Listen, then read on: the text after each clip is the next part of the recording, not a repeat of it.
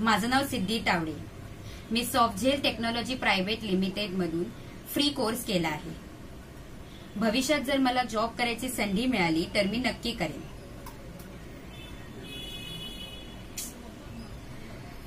कंटाळले यार अशा प्रकारच्या जॉब प्रस्तावना करून करून, तरी पण काम मिळत नाहीये. जरी मिळालं तरी प्रत्येकाचं एकच म्हणणं, पगार कमी आहे, चालेल का?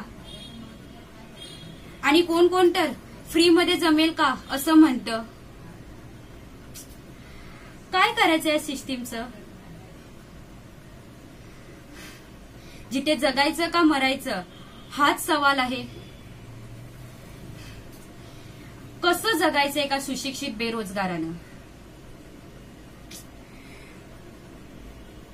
मला ते आता वाटतंय की या जगात न राहिलेलंच बरं.